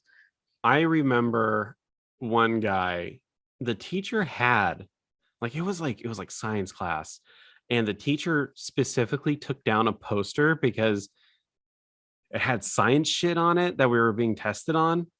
And I remember a guy in my class putting it back up, the teacher not knowing, and it being like right fucking in front of me and being like, fuck it, man, I'm using it. Like adapt, overcome. Yeah, there's no way that I'm not gonna look at this, right? Learn it, know it, live it. It's so weird when you think about tests in high school and teachers are like, this is what real life is like. But then you get to real life and there's never a moment at work where I'm like, you have to do this 100% alone. Not even close. Yeah. I honestly, I feel like the more valuable assignments were essays and things like learning to write properly and being able to like put together kind of a concise argument for a, yes, or a persuasive thing. Like that was much more valuable than tests were for sure in terms of like real life applicability. 100%. Tests are bullshit. Anyways, I also like how during the montage, Vincent Schiavelli is trying to solve a Rubik's Cube and he's just not getting it. It's so nice great. Touch. So great. It shows that teachers are just real people too. And then as Spicoli is about to leave for the prom, Mr. Hand shows up and he's like, hey, you wasted like 10 hours of my life. So now I'm going to waste 10 hours of yours and we're going to talk about history. Can you imagine, Phil, a teacher showing up to a student's house and being alone with them in their bedroom for multiple hours? Okay, so in high school, we had a teacher. Science teacher came over. We had a teacher. It was like a photography class and it was a female teacher and it was my senior year. And the seniors all got, more pictures in it, right? Because it's your senior year. So, and I had photography class senior year. And the teacher was like, hey, Phil, do you have like any interesting like collections or something that you do in your life that we could put in the yearbook and kind of like show who you are? Like a student life thing. Like, hey, Phil, he's into movies and blah, blah, comics, whatever. Okay. I was like, I have a bunch of postcards. I have postcards from everywhere that I've ever been. And she was like, that's interesting. I'm going to come over and take photos of you and your postcards, right? When she came over, my parents weren't there and we were totally in my bedroom. And she was taking photos of me with my postcards.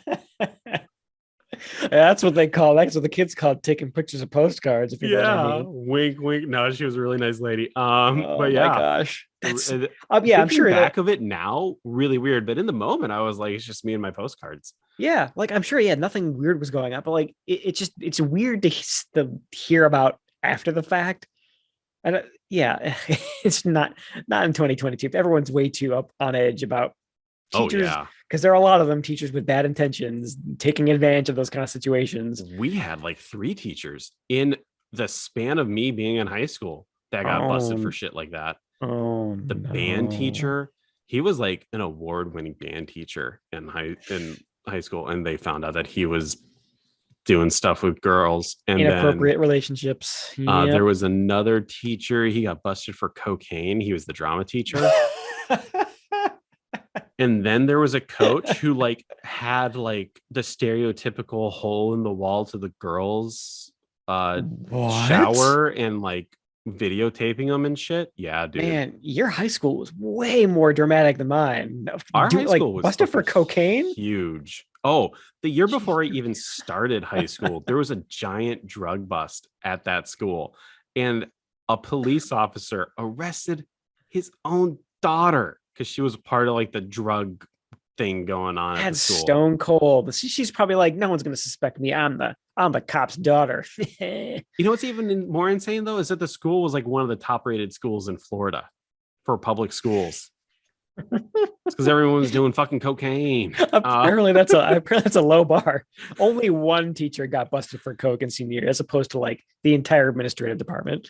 It was really weird. We had like, there was always at least one or two moments every year of high school, high drama, teachers being fired, kids getting kicked out.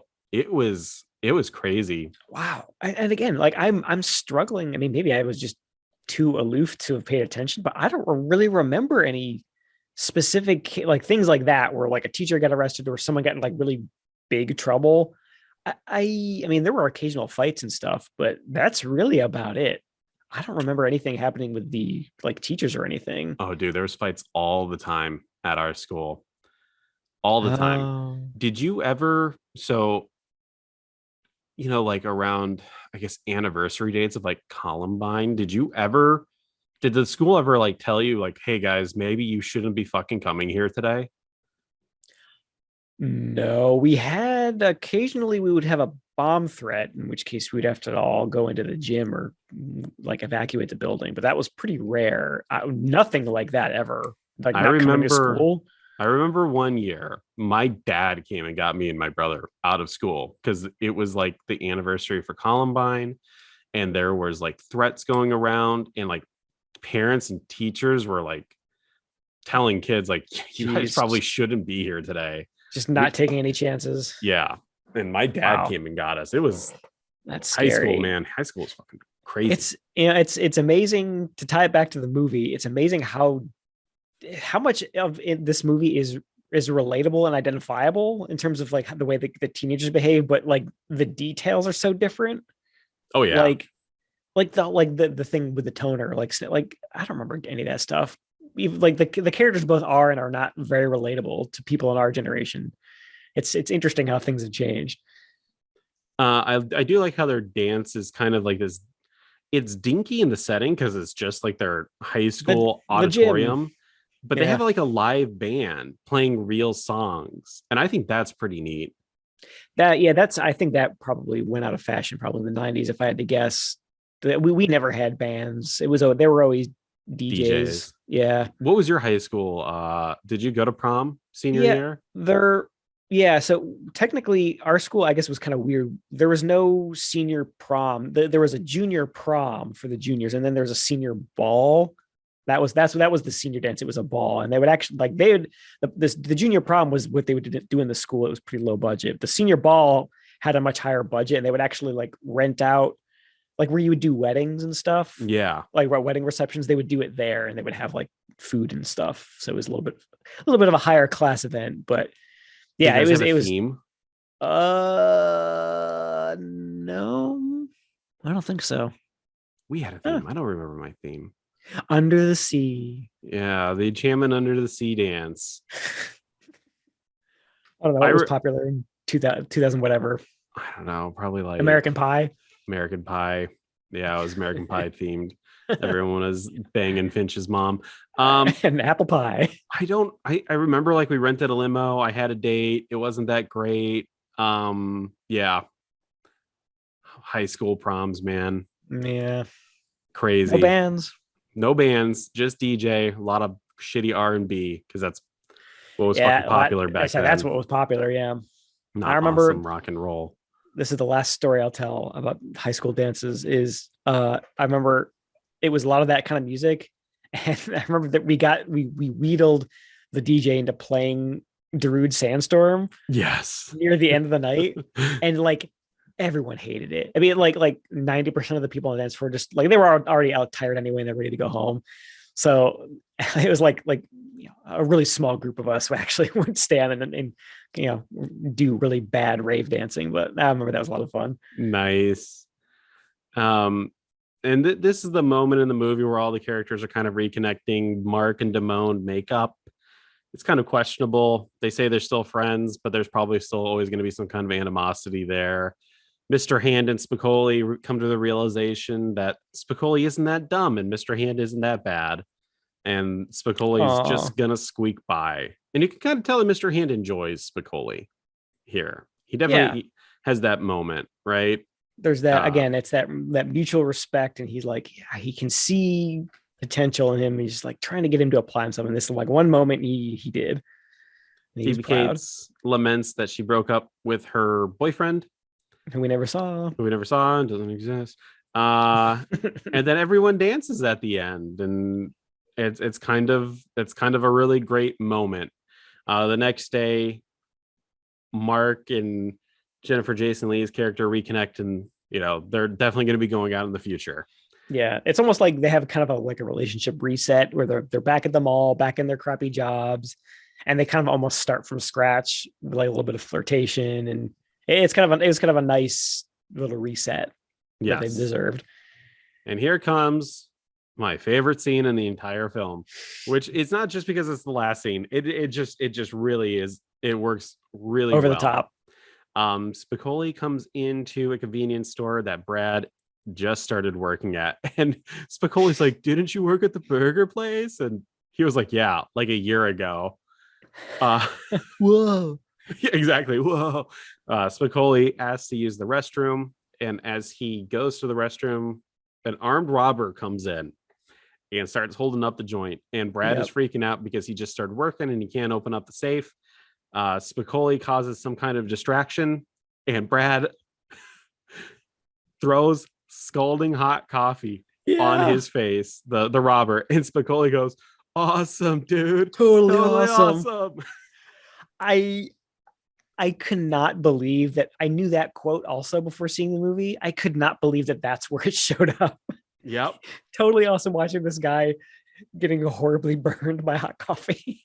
And then like one of my favorite things for movies, I know these are all fake characters, but to tell you, they kind of like tell you what they're doing or what they're going to do, right? And it's like Brad Hamilton, made manager of the Mighty Mart on June 12th. And who else is like Mike Damone got busted for scalping Ozzy Osbourne tickets. Yeah. Mr. Hand is convinced everyone is on dope. Mark and Jennifer Jason Leigh are dating but still haven't had sex. Spicoli's is saved Brooke Shields from drowning, blows reward money hiring Van Halen to play his birthday party. Such a perfect little addendum to his character.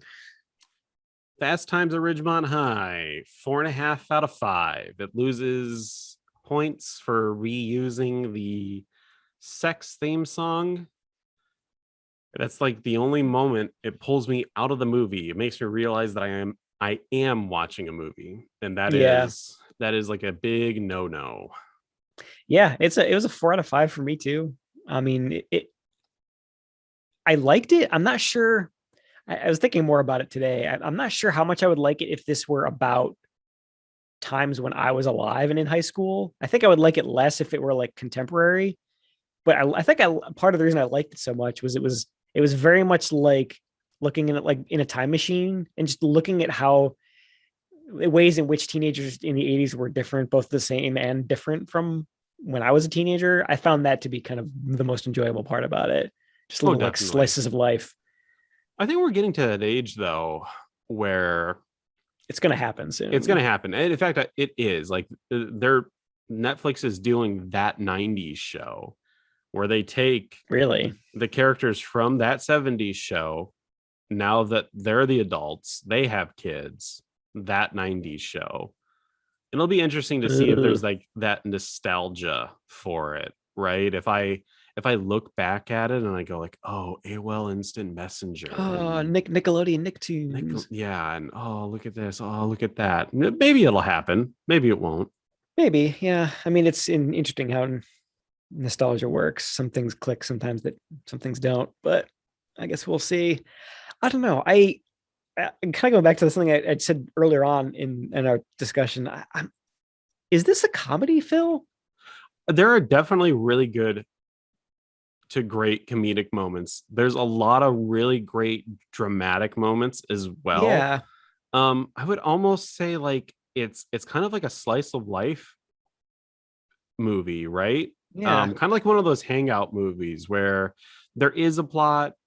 There's nothing, besides like the abortion, there's nothing like critical. There's no like central conflict.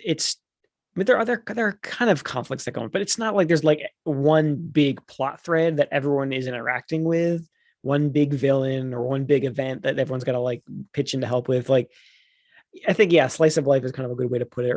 Or honestly, it almost seems like one of those movies where like a Love Actually, where they're just kind of like different groups of characters and they all have some loose ties to one another, but they're almost like individual vignettes. I don't know. I don't know how I definitely wouldn't call it a comedy myself. It's not, but it's not really a drama either because there are lots of funny things that happen. I don't know. I find it's hard to put my finger on why I like this movie so much, but it definitely is a cut above the Last American Virgins. So, I mean, that's all you can ask for. yeah. You could continue the adventures of the crew in the 1986 TV show Fast Times that's lasted or survived one season. Ooh. Vincent Schiavelli returns as the science teacher. Ray Walton returns as Mr. Hand. But no one really else from the cast comes back because they've all graduated on to bigger and better things because Fast Times was a pretty big hit. Understandable. But I'm glad that you like this one. It definitely it reinterests me in introducing more 80s comedies. And I think I finally cracked the code that is Greg when it comes to 80s comedies. Yeah. Now, should we describe it? Did we describe why we watched this one? It's obviously not a canon movie. It's because of Last American Virgin, right? And I was like, there is a movie out there from the 80s that you'll like. I know it. It's Fast Times. Right. Because that one was like the last straw on boner comedies for me. Yes. I think this is like, again, I wouldn't call this a boner comedy, but it's that kind of like teen life, kind of, they're adjacent genre wise. And you're like, if this movie can't do it, I give up. And we succeeded. It lived up to what the hype. So we won't do this for the next film because the next film we're going to go back into canon crap and we got to watch that women in prison film. I'm so looking forward to it. That's not sarcasm either. But the next teen comedy that we watch from the 80s will be Better Off Dead. Now, where we fit that in, I'm not sure. Maybe we'll just fill it in when we need a break from canon stuff. Yeah. But Better Off Dead stars John Cusack, and I don't want you to look at anything. Look at nothing. I won't spoil it. Don't even look at a fucking preview. Just already forget that I said we're going to watch Better Off Dead. One day I'm going to hand you something. I'm like, you need to watch this. Uh-oh, Phil. There's Phil's asking me to hide a gun. There's 2 files on this thumb drive, Greg. One of them is porn. Hardcore. Disgusting porn. The other one is the movie that I want you to watch. They're both wisely. Yeah, they're both titled Watch Me. Watch Me. I want to play a game. Both the same file size too. I know it's your software engineer. I know your tricks. But yeah. But the next film that we watch in our I don't know, what would you call it? Our quest through canon. Our slog, our the canon gauntlet.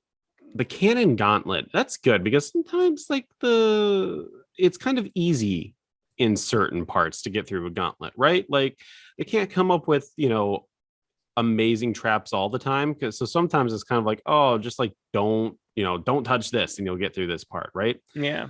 But what a weird analogy. For every Enter the Ninja, there's a hot chili. There's 10 hot chilies. There's 10 fucking hot chilies waiting to scald you in the face. But then Death Wish 3 comes and saves you. Maybe. We described this the last episode. But I'll go ahead and say it again. The next film that we're going to watch is The Naked Cage, the 1986 American drama thriller written and directed by Paul Nicholas. It is a woman in prison film. And I will say this, Greg, depending on the quality of this film, I might have another woman in prison film for us to watch. Oh, not a similar movie, not non-canon? Another similar movie, non-canon. It is the Linda Blair woman in prison film that she did post Exorcist. That'd be weird if she did it beforehand because she was like fucking 14 in that movie. Women in juvie. Women in juvie. There you go. Thank God that is a subgenre that was never found. Yeah, right. I mean, I feel like that's a good point. I feel like we should say like the whole quote unquote women in prison film. That's not just a phrase that we're making up. Like that's a legitimate, I think it has a Wikipedia page. Like that's a defined subgenre of film, which baffled me the first time I heard it. it is so weird. And we'll get into it more when we talk about the movie, but the fact that there's these subgenre of films of women in peril, but it's not just like women in prison. There's like Nazi women, right? Like women who are subjected to Nazis, and like they go through horrible torture and sex shit. Like there's this really weird fetishized subgenre of women in peril, so to say. Yeah. Yeah, it's definitely odd. I mean, and what makes me nervous about this one is that I'm going into it expecting something thoughtful and gritty but entertaining, like Orange is the New Black, which like just looking at the phrase, you think, oh, that's what I'm expecting. I know it's not going to be that. I know it's going to be like the worst parts of all the other canon movies, where it's just a lot of rape and sexual abuse. All just like the whole movie is just that. So it is called The Naked Cage. Yeah. I'm bracing myself for this one. But there we go. That is the next film. It's available to stream online. You can watch it on Tubi for free. So that's where I'm going to be watching it. Just what I want to sandwich between my like the bread that is horrible rape scenes in prison is ads. That'll make me feel better. Beautiful ads. This did get a Blu-ray release, but it was like early Blu-ray, so it's out of print now. Probably for the best. You ain't finding this shit for cheap. Well, Fast Times at Ridgemont High. Do you have anything else? Oh wait, well, no. What else have you watched? Have you watched anything other than Fast Times? A bunch of stuff. There's one I want to talk about a little bit, which I'll get to in a second. But I did. The other thing I wanted to mention was I rewatched The Wedding Singer for the first time in probably like 10, 15 years, probably longer than it actually. That was one of those movies that was always on TV a lot growing up, and I would always sit and watch it whenever it was on. And this might be a controversial opinion, but I think that might be my favorite Adam Sandler movie. I would say it is a very good, it is his best quality film, right? In that he doesn't act like a man-child in it. Yeah, I think that's why I like it so much, is he's not quite, he's a little bit like an Adam Sandler character, but not full on Billy Madison, where he's just barely functioning man-child. Yeah, which we're going to drop his insane babble talk that he does right here. Which like sometimes is funny, but isn't sometimes too. Yeah, it was, I think, though I like The Wedding Singer so much because it's like Adam Sandler light, like he shows his acting chops, which he definitely has, but it's just like less of a mean movie overall. It's funny and heartwarming in area. It's just overall a great movie. But the big one I wanted to mention was I was continuing to watch through the movies in that Shawscope Volume 1 box set from Era Video. And I got to the oddball in that set, which is a movie called The Mighty Peking Man from 1977.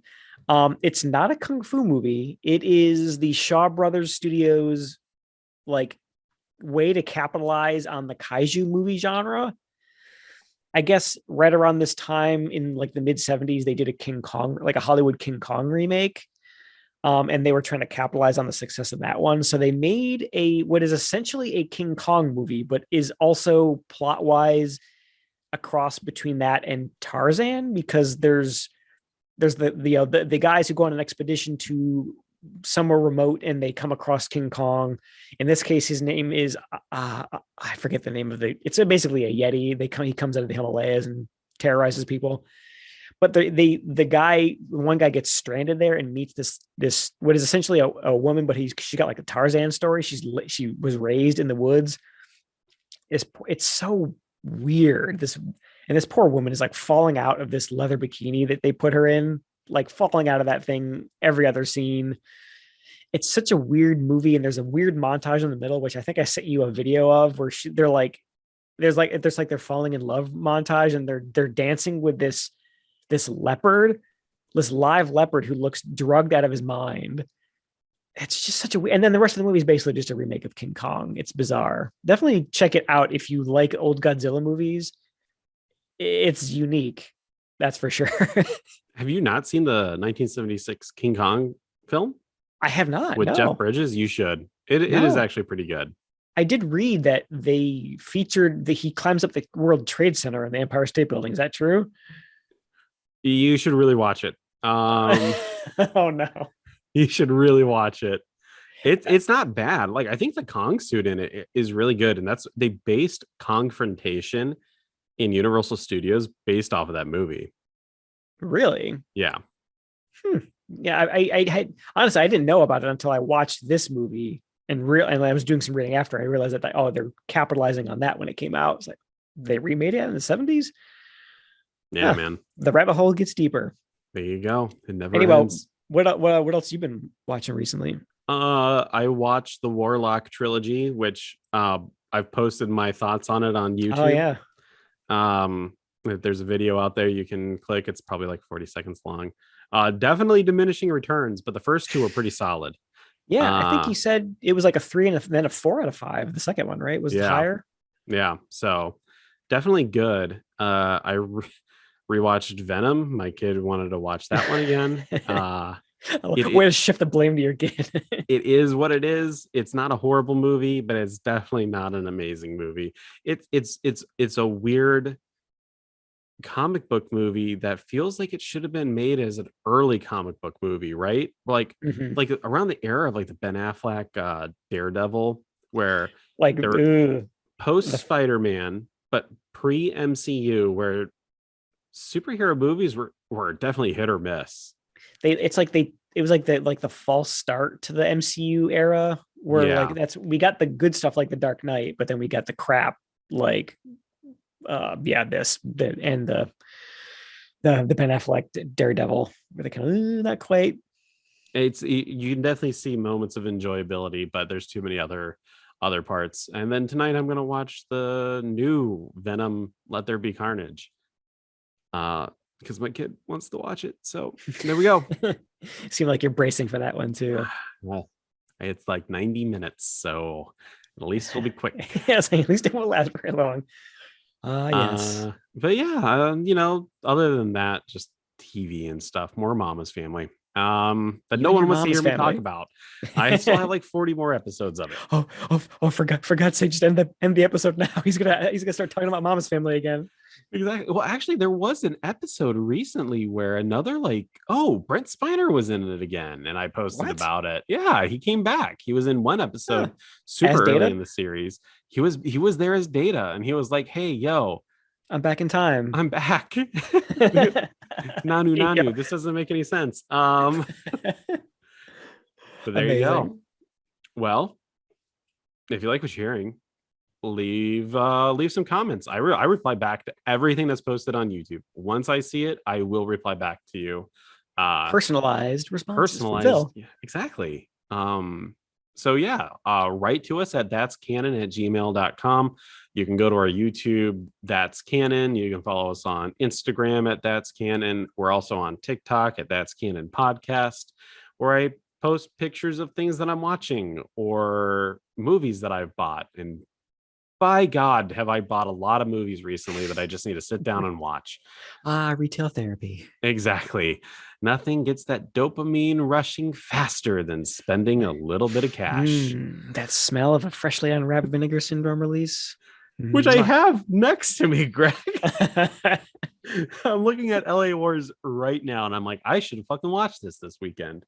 Do it right now. Exactly. Throw that Venom crap in the trash. We're not watching fucking Venom. We're watching Vinegar Syndrome. I know there's boobs and wanton violence in this, but Daddy, this is life. I should be watching this. You'll fucking watch it. Okay. And remember, since we said it, that's canon.